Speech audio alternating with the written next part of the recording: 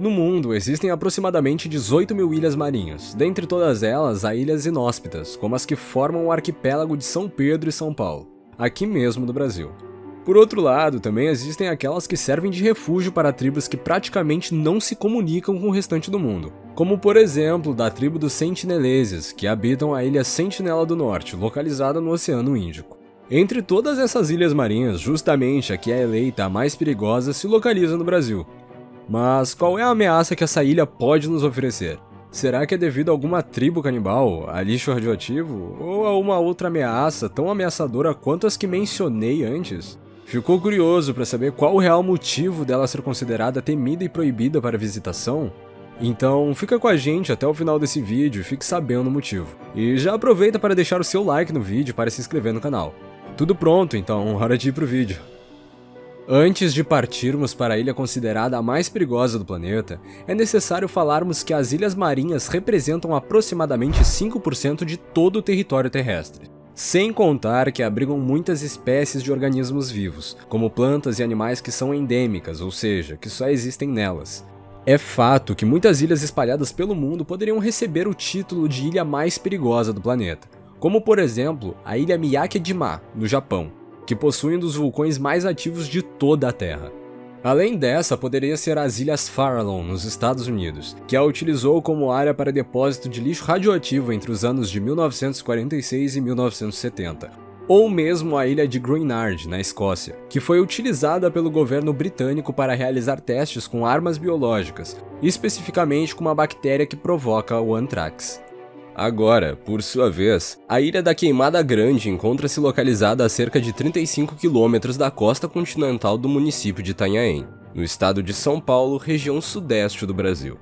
A topografia da ilha é irregular, com uma área de superfície de 430 mil metros quadrados, com presença de vegetação marcadamente formada por árvores altas, formando um grande bosque, e em seus rochedos há formados várias grutas de tamanhos bem distintos. Do ponto de vista histórico e social, existem registros de que até um pouco antes de 1918, residia uma pequena população habitando a ilha. Mas não demoraram muito tempo, pois a ilha não oferecia uma boa estrutura para moradias, sem contar a razão que a tornou a mais perigosa do planeta.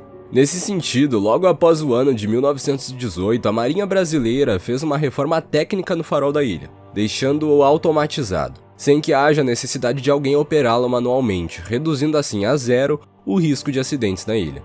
Uma curiosidade sobre o próprio nome da ilha é que ela foi batizada em razão de uma estratégia utilizada por pescadores locais para afugentar os animais que lá habitam.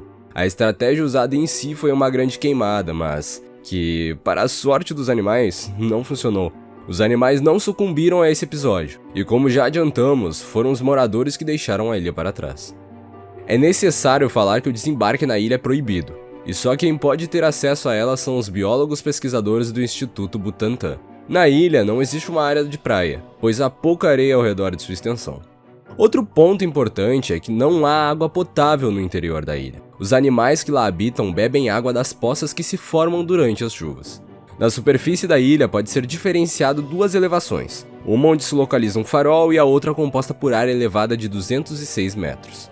Mesmo para aqueles que é permitido entrar na ilha, não é tarefa fácil, pois o desembarque é feito em plataformas rochosas, com muito limo, que no caso é uma espécie de mistura de material orgânico com água, resultando em um material viscoso e escorregadio. Mas então, o que faz dessa ilha marinha brasileira a mais perigosa do planeta? Ok, deixa que eu te explico. A razão é a seguinte: nessa ilha ocorrem duas espécies de cobras bastante venenosas, que são a jararaca ilhoa e a jararaca dormideira, que dominam praticamente toda a sua extensão territorial. Os primeiros estudos com essas serpentes foram realizados a partir do ano de 1914, e foi apenas em 1920 que as investigações científicas foram intensificadas pelo pesquisador africano Amaral, do Instituto Butantan. A propósito, foi esse pesquisador que reconheceu e descreveu a jararaca ilhoa como uma nova espécie, e recebeu o nome científico de Bothrops insularis, descrita especificamente em 1921 por ele. A jararaca ilhoa existe apenas nessa ilha, não sendo até agora encontrada em nenhum outro lugar do mundo. Conforme estudos realizados com estes animais, a quantidade de indivíduos dessas serpentes pode chegar até 25 mil exemplares, o que pode ser considerado um número impressionante, pois elas estão confinadas aos limites territoriais da ilha. Esta jararaca, quando está na fase adulta, apresentam sua coloração bem clara, e além disso, podem alcançar a marca de 2 metros de comprimento, e um detalhe importante, elas vivem sobre as árvores. O seu veneno é tão potente que pode matar um adulto em um intervalo de apenas 6 horas. Essa espécie, popularmente chamada de jararaca ilhoa, está isolada nessa ilha há mais de 11 mil anos, devido a um mecanismo chamado tecnicamente de isolamento geográfico. Ou seja, há uma separação física desde a glaciação da Terra há aproximadamente 10 mil anos atrás. Quando as águas do degelo começaram a cobrir grandes extensões territoriais do planeta, formaram-se uma grande quantidade de ilhas marinhas, como a da Queimada Grande. Por essa razão, muitas espécies de animais migraram para o continente. Os outros que não podiam nadar ficaram dessa forma isolados. Com o passar do tempo, ficaram apenas aqueles aptos a sobreviverem nas condições impostas pela ilha. Por conta disso, as jararacas dessa ilha são parentes da jararaca que ocorre na área do continente. Contudo, uma de suas grandes diferenças é a letalidade do seu veneno. As da ilha são consideradas entre 12 a 20 vezes mais forte. Nesse novo cenário, a jararaca ilhoa passou a dominar novos habitats, como por exemplo, passou a dominar também as árvores, o que não é algo comum para as espécies de jararacas que são continentais. E o seu veneno acabou se tornando bem mais letal, para que assim aumentasse a chance do sucesso ao dar o bote em uma ave e ela morrer antes de alcançar voo e fugir da ilha. Mais especificamente, estas serpentes utilizam tanto o solo quanto as árvores como seus habitats durante a luz do dia, e estão sempre atentas à sua principal presa, que são as aves migratórias, que são aqueles animais que percorrem vários quilômetros em intervalos de tempo bem delimitados. Além disso, também houve mudança em sua coloração, que passou a ser menos chamativa. Os exemplares atuais apresentam uma coloração ocre uniforme, indo até um marrom claro, cores que chamam pouco a atenção, dificultando, por consequência, o seu avistamento.